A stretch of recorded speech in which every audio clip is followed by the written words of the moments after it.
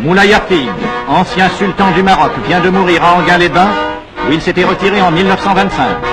Voici l'ex-souverain au studio Pathé Cinéma à Vincennes en 1912.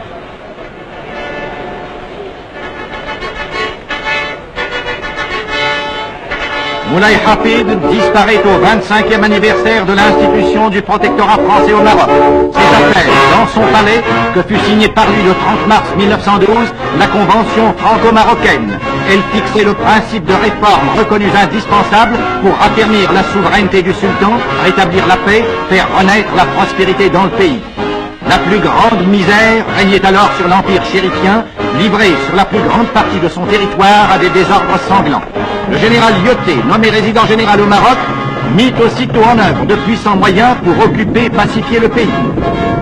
La conquête de Taza ouvrit le chemin de l'Atlas, où s'agitaient de redoutables tribus rebelles. L'occupation de Taza permit aussi de réaliser la liaison avec l'Oranie par chemin de fer à voie étroite.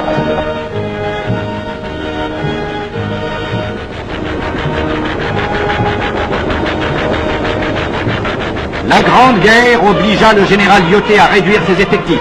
Il réussit quand même à maintenir le calme dans ce pays naguère encore déchiré par des conflits sanglants.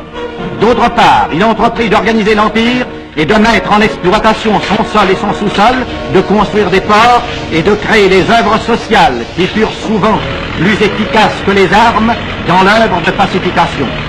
Aujourd'hui, les ports marocains, dotés d'un puissant outillage moderne, reçoivent annuellement 3800 navires. Plusieurs barrages ont été construits pour l'irrigation et l'électrification du pays. Cette électrification se développe à un rythme accéléré. De nombreux trains sont mus électriquement. Le réseau de chemin de fer en service atteint une longueur totale de 2700 km et des lignes nouvelles sont en voie d'achèvement. Les ouvrages d'art d'une hardiesse qui fait honneur au génie français ont été construits. Le réseau routier dépasse 6700 km. Le nombre d'autos est proportionnellement plus élevé au Maroc que dans la métropole. 10 millions d'hectares ont été défrichés et mis en valeur par la collaboration franco-marocaine. Le Shtel compte à ce jour plus de 12 millions de têtes. De nombreuses usines ont été créées pour l'industrialisation des produits du sol et du sous-sol. Des villes modernes ont surgi en quelques années au centre des régions les plus riches du monde. Des lignes aériennes les relient entre elles et 10 heures à peine les séparent de la France. Le maréchal Lyautey a eu soin de ne pas toucher aux villes marocaines, conservées comme autant de témoignages historiques de l'antique pays des sultans.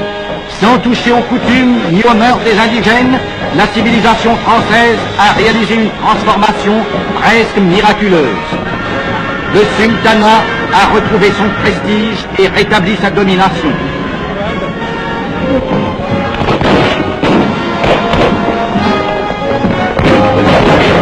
Telle est l'œuvre accomplie en 25 années de protectorat au Maroc. La paix française continue de favoriser l'œuvre humaine entreprise à l'abri des deux drapeaux dont l'union symbolise la prospérité et le bonheur du peuple marocain.